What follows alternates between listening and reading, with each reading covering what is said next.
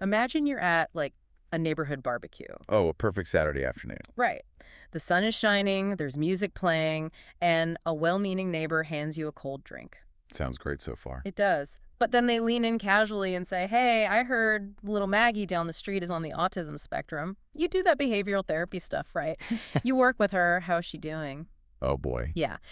In that split second, with a plastic cup in one hand and a plate of potato salad in the other, your response could literally cost you your board certification. It is, it's the ultimate everyday trap. Mm, Because to the neighbor, it's just harmless community chatter. exact. But to a behavior analyst, it is a massive ethical collision. And that split-second decision is really the beating heart of today's deep dive. So welcome. Glad to be here. We are taking you into one of the most critical, complex, and heavily tested areas in applied behavior analysis. We're focusing on Section E.4 of the BCBA exam. Right, which covers the strict requirements for collecting, using, protecting, and disclosing confidential information. Which is a lot. So to give you a comprehensive, practical shortcut to mastering this, we are synthesizing a stack of really crucial sources today. Yes, we are. We've pulled from the BACB Ethics Code for Behavior Analysts. We've got some clinical case scenarios from Bailey and Birch's ethics textbook, official telehealth guidelines, and the excellent exam prep materials and clinical dilemmas curated by Amethyst Therapy Services. And we really rely on these sources because, confidentiality in ABA is no longer just about putting a manila folder in a metal filing cabinet. And locking it with a brass key. Right. The modern diagnostic and ethical landscape is infinitely more complicated now. I mean, it includes everything from the digital infrastructure of your video calls to the casual gossip you encounter at the grocery store. Okay, let's unpack this, because whether you are actively prepping for your BCBA exam right now, or you're just a practitioner trying to navigate daily clinical work without accidentally stepping on a landmine, mastering this is totally non-negotiable. Absolutely. Confidentiality is this active, relentless process. So let's start with that barbecue scenario. According to the BACB Ethics Code, specifically Standard 2.03, the scope of confidentiality goes way beyond the official medical record, right? Oh, way beyond. It covers all service delivery, all documentation, and honestly, every single form of communication. Verbal, written, electronic. Yep, all of it. And what's fascinating here is the underlying psychology of that neighborhood encounter. The gossip trap, as our sources call it. The gossip trap. I like that. Yeah, because to the neighbor asking about Maggie, it seems like a completely harmless, caring question. Humans are naturally social creatures. Mm-hmm. We trade information as a way of building community. Sure. But as a behavior analyst, you have to mentally override that social instinct. You have to recognize that this is a direct threat to behavior analyst client privilege. Right. It's almost like attorney-client privilege. I used to think of client data like it was a locked safe, Okay. but really it's less like a locked filing cabinet and more like a water leak in an apartment building. Oh, that's a good analogy. Yeah, think about it. If you just confirm that Maggie is your client, you've started a leak. Right. The neighbor tells their spouse. The water spreads to the next floor. The spouse mentions it to a teacher. It hits the foundation. Suddenly, Maggie's private behavioral health status is public knowledge. And the damage is permanent. Exactly. And you are the one who left the faucet running. But let me advocate for the person standing at the barbecue for a second here. Go for it. If a neighbor looks you in the eye and asks a really caring question, isn't it incredibly rude to just shut them down? Mm-hmm. I mean, how do you handle that without sounding like a completely heartless robot? It's tough. It is a phenomenal clinical skill to develop, and it really takes practice. You don't have to be cold, but you do have to be immovable. Immovable. Yeah. Mm. You use the structure of the profession as your shield. You can simply say something like, I know you care a lot about the families in this neighborhood, but in my profession, my license binds me to incredibly strict confidentiality rules. Ah, I see. Yeah, you just say, I actually can't confirm or discuss anything about the kids I work with. By deflecting the blame onto the rules of your license, you validate their good intentions while gracefully upholding the boundary. Blame the board. Exactly. I love that. It takes the personal rejection out of it. But, verbal slip-ups at a party are just one piece of the puzzle. Let's look at the written and electronic side. The electronic side is It terrifying. really is. Because our clinical scenarios highlight this deeply relatable nightmare called the accidental exposure. Right. Imagine a BCBA who is just exhausted at the end of the month. They're doing their billing. They type the first 3 letters of a parent's name into their email client. The system autofills the rest, they attach the invoice, and they hit send. And half a second later, the stomach just drops. Drops completely. They sent it to the wrong parent. It is a simple split-second clerical error. But let's look at the mechanism of what was just breached here. That single invoice likely contains another child's first and last name, their diagnostic code, the BCBA's rate of pay, the specific dates of service, and the exact hours of behavior consultation provided. A massive HIPAA and BACB code violation delivered at the literal speed of light. It delivered instantly. And the BCBA now has to send a frantic follow-up email begging the parent to delete it. They're relying on that little legal footer at the bottom of the email that says, unauthorized distribution is prohibited. Which nobody reads. Right. But the water is already leaking through the floorboards. The data is out there. It is a chilling reality. And, it's one thing when a BCBA accidentally breaches confidentiality through an email typo. But what happens when practitioners intentionally share information, believing they are in full control of the boundaries? Oh, this is huge. That brings us to the digital minefield of social media and telehealth. Yeah, this is a massive trap for exam takers and for modern practitioners. Let's look at social media first, which falls under codes 5.10 and 5.11. Right. The absolute baseline rule is that you never, ever publish client information on your personal social media accounts. Never. For professional accounts like a clinic's official business page, you need explicit informed consent, a specific disclaimer on the post, and active strategies to reduce the sharing of that post. And the clinical dilemmas from our sources provide a really illuminating scenario here. It's called the clown party case. The clown party case. Okay. So a well-intentioned BCBA posted a photo on their personal Instagram of a young client with autism spectrum disorder at a school party standing next to a clown. Okay, wait. Now, the BCBA deliberately did not use the client's name in the caption. They genuinely thought they were being safe and just celebrating the client's social progress. Here's where it gets really interesting. I have to push back on this because this happens all the time in the real world.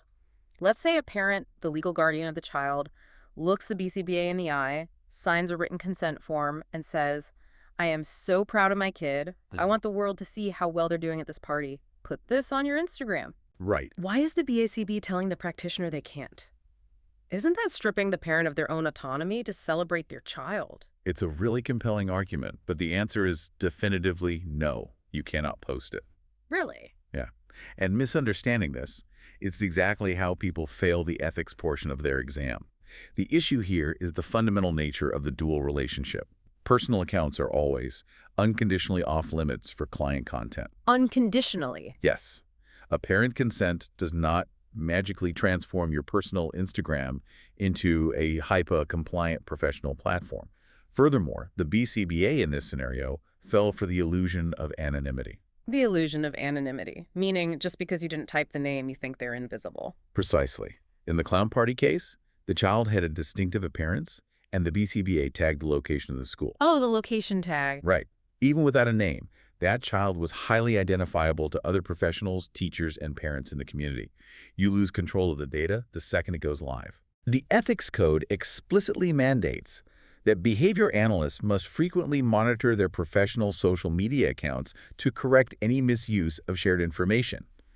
You are fully accountable for where that picture ends up. Which perfectly explains why testimonials are so heavily regulated under Code 5.08. Exactly. You cannot, under any circumstances, solicit testimonials from current clients. And it's not just a random bureaucratic rule. It's about the psychological mechanism of power dynamics in healthcare, right? Absolutely. Think about the vulnerability of a parent whose child has just been diagnosed with a severe developmental delay. Right. They are desperate for effective intervention. You hold the keys to that intervention. If you ask them for a glowing review for your website, they may feel entirely coerced. Oh, for sure. They might think, if I don't write a 5-star review, will my child get substandard care? Will we lose our spot in the clinic? Exactly. You are leveraging their desperation even if you don't mean to. So you can only use testimonials from former clients. And even then, the hurdles are really high. Very high. You have to clearly label if the quote was solicited or unsolicited. You must state the exact professional relationship, and you have to explicitly warn that former client about the privacy risks of putting their health info out into the public domain. And speaking of the public domain, we have to look at the invisible infrastructure we use every day, which is telehealth. Oh, telehealth. Yeah.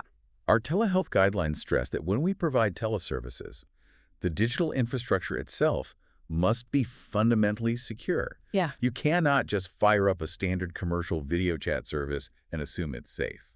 Because standard commercial services route your data through vulnerable public servers. Yep. It's like driving your car down an open highway where anyone with the right tools can just look through your windows and see your client's face. Exactly the right image.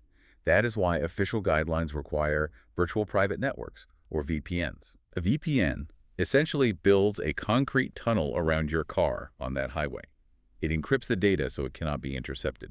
You also need enterprise-level firewalls, anti-spyware, and anti-malware software.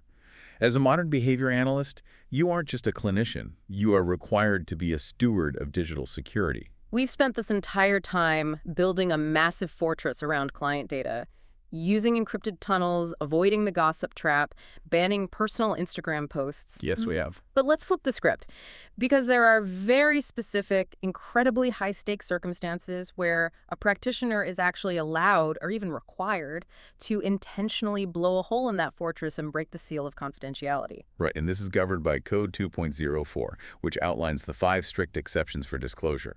You can only share confidential information if one of these 5 conditions is met. Okay, what are they? First, if informed consent is obtained from the client. Second, if you are attempting to protect the client or others from harm. Third, to resolve contractual issues. Yeah. Fourth, to prevent a crime that is reasonably likely to cause physical, mental, or financial harm. And fifth, if you are compelled to do so by law or a court order. Let's ground this. We have a clinical scenario from the Bailey and Birch text that completely reframes how we think about this. It really does. Imagine you are a BCBA doing a community outing with a client who is severely language delayed. You're at a crowded fast food restaurant like a McDonald's. Right. Suddenly, the client reaches out and forcefully grabs a stranger's purse off a table. The stranger rips the purse back, starts screaming for help, and someone yells to call the police thinking a mugging is taking place. It's a terrifying situation. In that chaotic, highly charged moment, exception number 2 applies. Protecting the client or others from harm. You are permitted, and frankly, ethically obligated, to step in and disclose the client's condition to the stranger or to the arriving law enforcement.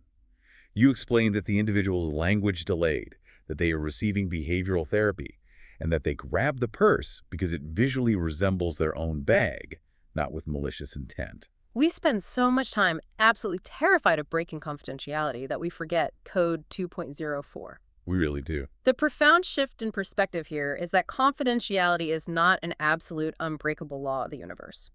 Human safety supersedes data privacy. You actually have an ethical obligation to break confidentiality if it stops your client from being arrested, traumatized, or physically harmed by a stranger reacting to a perceived threat. If we connect this to the bigger picture, the code provides a very crucial safety valve, but it also comes with a strict limitation. What's that? When you are authorized to discuss confidential information with a third party to prevent harm, you must only share information critical to the purpose of the communication. Right. You tell the police officer about the language delay.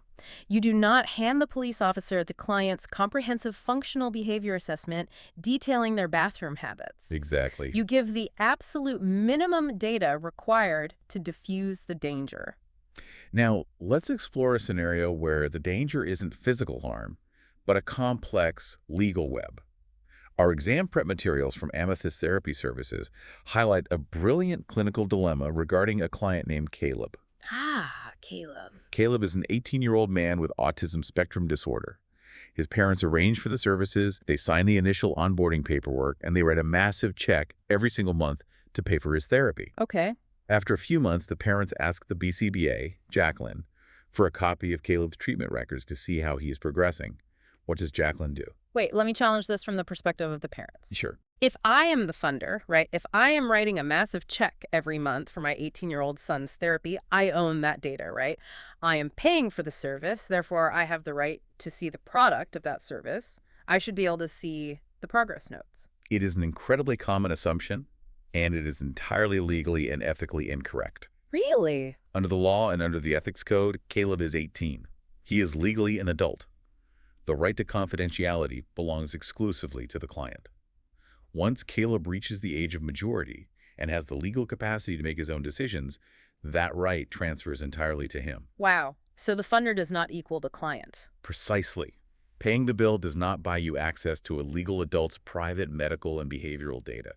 If Jacqueline hands those records over to the parents without Caleb's explicit written consent, she is committing a massive violation of his civil rights and the BACB ethics code. That is such a counterintuitive trap for practitioners. You naturally want to defer to the people paying the invoice, especially when they are the parents who have been involved for years. Of course. But the client's rights always come first. So now that we understand exactly what to share and the incredibly narrow windows of when to share it, we have to talk about the physical reality of the paper trail. How long are we legally obligated to hold on to this sensitive information? Document protection, retention, and destruction fall under codes 2.05 and 4.05. The baseline rule established by the BACB is that supervision, documentation, and client records must be retained for at least 7 years. 7 years. But why exactly 7 years? It sounds like an arbitrary bureaucratic number. This raises an important question. It's rooted in the reality of clinical care and legal liability. In behavioral health, a child's developmental trajectory is rarely a straight line. Right. A child might receive intensive early intervention at age 3, be discharged at age 5, and then experience a sudden, severe behavioral regression during puberty at age 12. Oh, that makes sense. The new BCBA, stepping in at age 12, desperately needs to look back at the baseline data, the specific interventions used, and the functional analyses from when that child was 3.